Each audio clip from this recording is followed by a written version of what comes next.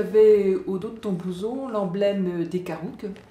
Est-ce que tu peux nous en dire plus sur cette tribu amérindienne? Oui, alors effectivement, ce blouson Karouk m'a été offert par le chef de tribu Karouk, mon copain Buster, en 2016. Alors les Karouks sont une des tribus les plus anciennes sur le continent nord-américain.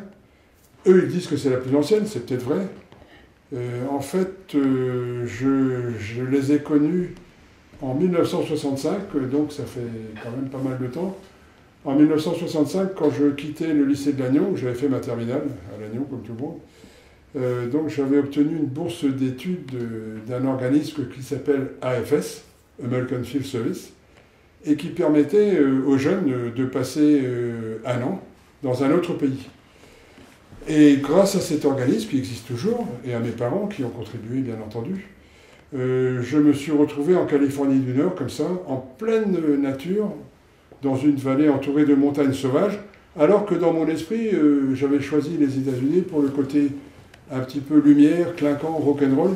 Voilà, je me suis retrouvé en pleine nature, je quittais le plus beau pays du monde, la Bretagne, pour me retrouver dans l'autre plus beau pays du monde, la Californie du Nord. Alors l'expression n'est pas de moi, elle est de Philippe Labro, qui lui-même était un ancien AFS et qui avait découvert le Colorado de cette façon-là. Et donc j'ai entendu parler des Indiens Karouks au bout de quelques mois, parce que j'avais remarqué que le matin, je fréquentais un lycée là-bas, je ne l'ai pas dit, le matin ils descendaient des montagnes comme ça, les Indiens Karouks, à cheval, à bicyclette ou à pied, et nous rejoignaient dans les salles de cours. Et donc j'étais à la fois fasciné et attristé. Fasciné bien sûr parce que je me retrouvais face à ces populations que j'avais toujours admirées, et puis attristé parce qu'ils étaient très mal perçus. Ils étaient comme des ombres, ils erraient dans les couloirs du lycée, ils ne parlaient à personne, il fallait vraiment aller vers eux, c'était assez compliqué à l'époque. Et puis je me suis lié d'amitié avec certains d'entre eux, et j'ai gardé le contact au fil des années. Ça m'a grandement facilité les choses, parce que le chef de tribu actuel dont j'ai parlé tout à l'heure, ben, je l'avais déjà croisé. Alors l'histoire de la tribu m'a fasciné aussi, parce que c'est une histoire extrêmement violente. Tout a commencé, ou alors c'était peut-être le début de la fin, en 1852. En 1852, qu'est-ce qui s'est passé sur leur territoire? On a trouvé de l'or. Et là, 10 000 chercheurs d'or ont débarqué sur le territoire des Indiens Karouks. Eux, ils étaient 4 000 à l'époque. 6 mois plus tard, il en restait 200. Donc ça a été vraiment... ils ont été à 2 doigts de disparaître complètement. Alors ça s'est passé comment? Ça s'est passé dans l'horreur. Donc le dimanche, il y avait quand même déjà un certain puritanisme qui régnait là. Le dimanche, les chercheurs d'or ne savaient pas trop quoi faire. Alors c'était des gens sans foi ni loi. Hein. L'Europe avait vidé ses prisons. Hein. Et puis il leur avait dit, allez, cherchez de l'or. Tout le monde s'en débarrassait. Parce que le dimanche, donc j'y reviens, qu'est-ce qu'ils faisaient? Ils allaient se faire, comme ils disaient, un village Karouk. Alors les Karouks vivaient par petites unités, 60, 80, 100 personnes, les parents, les enfants, les oncles, les tantes, les grands-parents. Et donc ils allaient rendre visite à un village Karouk. Alors ils arrivaient, ils violaient toutes les femmes, les filles, les fillettes, et ensuite ils tuaient tout le monde. Ils jetaient les corps à la rivière, qui, le lundi matin, prenait dans la mémoire populaire, en tout cas, la couleur rouge Karouk. C'est ce qui m'avait donné l'idée de mon titre rouge Karouk. Bon, c'était pas vrai, parce que la rivière est tellement large que ça ne pouvait pas colorer entièrement la rivière, mais ça donne une idée de la violence de cette histoire des Indiens Karouk. Voilà un peu ce qui m'a attiré quand même chez eux, et ce qui m'a attiré chez eux aussi, c'est leur faculté de résilience, cette capacité qu'ils ont eu à surmonter le poids de l'histoire. On en reparlera peut-être tout à l'heure aussi. Quel est le lien entre les Karouks et la Bretagne? Bon, le lien entre les Karouks et la Bretagne, ben, il n'existait pas. Enfin, c'est un peu moi qui ai créé ce lien tout à fait modestement, hein, en écrivant cette trilogie Karouk à partir d'une histoire vraie qui m'avait été racontée. Lors d'un dîner chez des amis. Et il y en a un qui a commencé à me raconter cette histoire de chercheurs d'or bretons qui avaient donc séjourné à Scott Bar pendant la ruée vers l'or, et qui, à l'inverse des autres chercheurs d'or, avait laissé un bon souvenir chez les Indiens Karok. Il s'était d'ailleurs installé dans un village Karok. Il avait pris pour compagne une Indienne Karok. Et donc j'ai bien aimé cette histoire-là. Je me suis dit, ça serait peut-être une base intéressante pour raconter l'histoire des Karok, mais au travers de fiction. Moi ce que j'aime écrire, c'est des romans avant tout. Alors, j'ai essayé d'en savoir plus sur ce personnage, et j'ai pas réussi à en savoir beaucoup plus. Il n'y a pas d'archives, les traces sont uniquement dans la mémoire populaire. Et j'ai commencé ainsi ma fiction pour cette trilogie. D'accord. Donc tu parles de fiction, on va venir à l'écriture. Après une vie professionnelle et politique dense, comment en es-tu venu à l'écriture? Comment est-ce que l'écriture est devenue une passion et une nouvelle vie? Alors l'écriture avait toujours été une passion pour moi. Ça avait toujours été mon but premier. Depuis l'âge de 20 ans, je voulais écrire. Mais je savais que... Enfin, je me doutais bien que ça serait impossible d'en vivre. Donc j'ai préféré quand même passer les concours de l'éducation nationale. Et après la vie prend le dessus, hein, la vie professionnelle, la vie familiale, la vie politique aussi. Donc je me suis retrouvé investi dans beaucoup de choses. Et en 2007, j'ai pu arrêter ma vie professionnelle. Et là, ça a commencé à prendre forme. En 2008, j'ai arrêté la politique. Enfin, on m'a un petit peu aidé. Mais j'ai arrêté la politique et je me suis retrouvé entièrement libre. Alors ce que j'ai fait immédiatement, en avril 2008, je suis parti en pays Karok, près de la famille qui m'avait accueilli, qui eux sont des éleveurs, sont des blancs, ils ne sont pas des Karok. Et là, j'ai écrit mon premier roman. Je l'ai écrit là-bas. C'est un roman qui se déroule à l'île Grande, qui s'appelle Rue de la Fontaine. Donc c'est là que j'avais rencontré ces amis-là, et que j'avais déjà eu cette idée d'écrire une fiction autour des Karok. Mais je savais que ça ne pouvait pas être un roman, parce que j'avais trop de choses à dire. Ça aurait été indigeste pour le lecteur. Donc je l'ai séparé en trois romans. Et donc c'est là que j'ai commencé à écrire Rouge Karok. Il a fallu que je trouve un autre éditeur. C'était un peu compliqué parce que je sortais du roman qu'on peut appeler roman de terroir, même si je déteste l'étiquette. Je ne voulais pas être enfermé dans une catégorie. Et j'ai réussi à trouver d'autres éditeurs. Notamment lorsque j'ai cherché quelqu'un pour le second tome, là j'ai trouvé les éditions Guater qui ont bien voulu prendre ce risque, parce que c'est un petit risque de publier un roman qui ne se déroule pas en Bretagne, donc qui se déroule pour l'essentiel en Californie du Nord. Les gens ont l'impression que peut-être ça ne va pas leur parler directement, mais lui a pris le risque. Il a bien fait, parce que, bon, avec ce livre-là, on a obtenu le prix du roman de la ville de Carhaix en 2015. Et depuis, ça continue. Je continue à travailler avec les éditions Guater. Donc, la trilogie Karok vient de paraître aux éditions Guater. Est-ce que tu peux nous en dire quelques mots?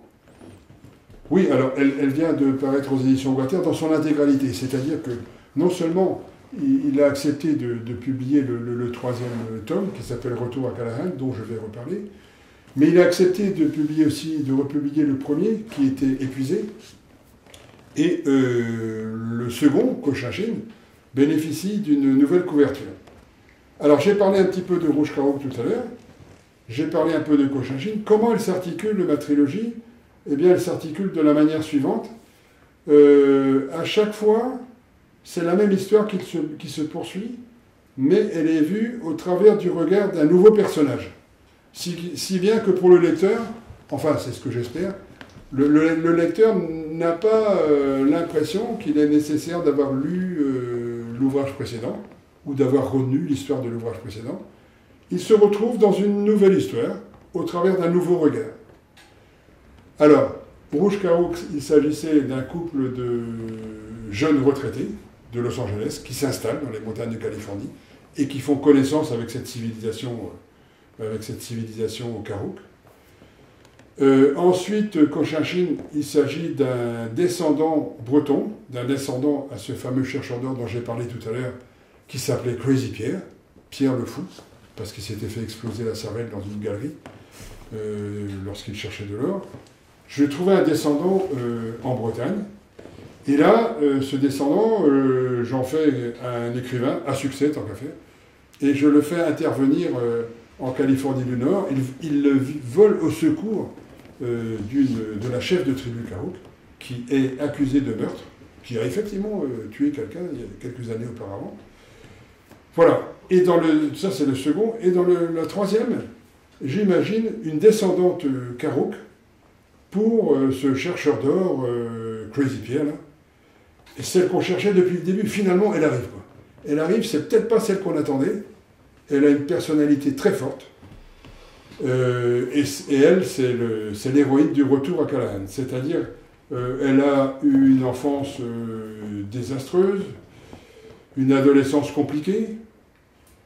Elle a un physique qui ne correspond pas au canon de la beauté habituelle. Là, c'est une grande femme, une forte femme, une basketteuse. Et elle va essayer comme ça de donner un sens à son existence, alors qu'elle déteste, au départ tout au moins, elle déteste sa condition d'amérindienne. Elle voudrait être blanche, mais c'est pas possible parce que ça se voit qu'elle est amérindienne. Elle voudrait être du côté des vainqueurs parce que c'est une basketteuse et elle aime bien gagner.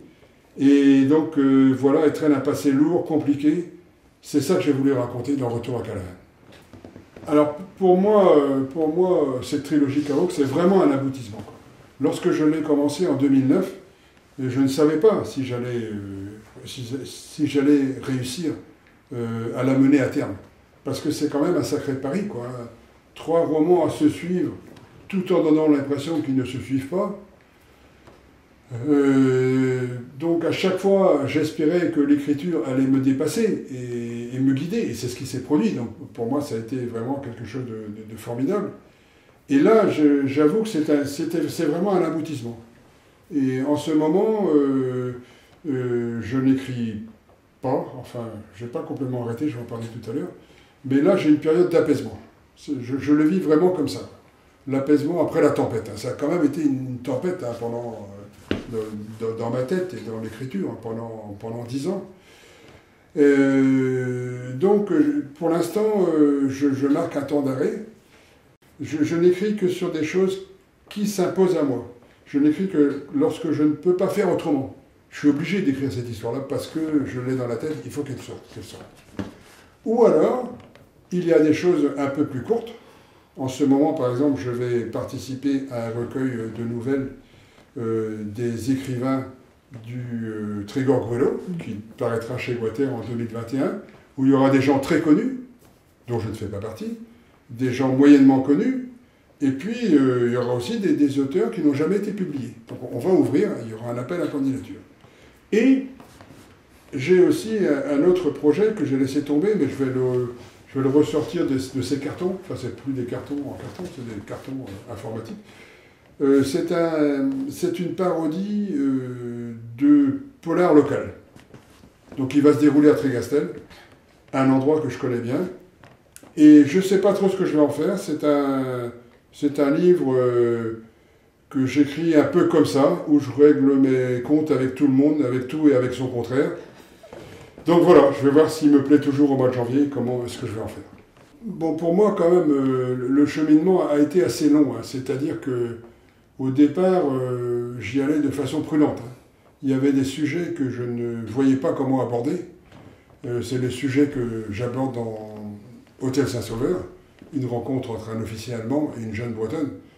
Là, il fallait un peu de métier quand même pour aborder ce sujet-là. Et au bout de quelques années, je l'ai bien senti et je l'ai fait. Et c'est un roman qui a bien fonctionné, avec lequel j'ai pu obtenir le prix des mots de l'Ouest, d'ailleurs, dont j'étais très content, et l'éditeur aussi. Et puis ensuite, avec Retour à Callahan, je me suis encore libéré davantage. J'ai pris une écriture à la première personne, ce que je faisais aussi déjà dans Rue de la Fontaine. Mais c'est le premier de ma trilogie où j'écris vraiment à la première personne. Non, Cochinchine, je le faisais aussi en partie, tout au moins. Et ça, c'est quand même une sacrée liberté pour l'auteur. Par contre, il y a un danger aussi. On est vraiment dans la peau du personnage. Et au bout d'un moment, on ne sait plus trop qui on est. Oui, alors, le bilan que j'en fais, bon, tout d'abord, si c'était à refaire, je le referais. Je le referais, c'est ce que j'avais toujours voulu faire, être écrivain. Alors, j'ai peut-être joué à l'écrivain, simplement, mais vraiment, je le referais. Alors, évidemment, lorsque j'ai commencé à écrire, je n'imaginais pas toute la difficulté qui pouvait être liée à la recherche d'un éditeur, même si pour moi ça s'est plutôt bien passé parce que j'ai eu la chance de tomber sur des gens qui m'ont fait confiance. Il y a des écueils aussi. Hein. Un des écueils que j'ai essayé d'éviter, c'est d'être classé dans une catégorie. J'en ai parlé tout à l'heure. À l'issue de mon premier roman, Rue de la Fontaine, je savais que j'avais des lecteurs qui allaient attendre ce même type d'ouvrage. Et je ne voulais pas être mis dans une boîte comme ça, surtout pas. Et donc l'étiquette terroir, je m'en méfiais beaucoup. Donc ça a été quand même une réelle difficulté. Une autre à laquelle je n'avais pas pensé, c'est que l'écriture prenait le dessus de ma vie personnelle et familiale. Quand j'étais dans l'écriture, j'étais quelqu'un d'autre. Voilà, je pensais tout le temps, même quand j'arrêtais, même quand je fermais mon ordinateur, je pensais tout le temps à mes personnages, comment ils allaient évoluer. J'écrivais sur n'importe quoi, un bout de papier, un journal, pour ne pas perdre l'idée. Je me réveillais la nuit pour noter certaines idées. Donc ça a déséquilibré quand même pas mal de choses et il a fallu quand même que j'essaie de trouver des formules pour renouer avec le quotidien. C'est peut-être aussi une façon d'échapper au quotidien, je ne sais pas. Hein. Mais en tout cas, j'en fais un bilan positif. Eh bien, nous te remercions d'avoir accepté cet entretien et nous te souhaitons bon vent pour cette trilogie Carouc. Eh bien, merci.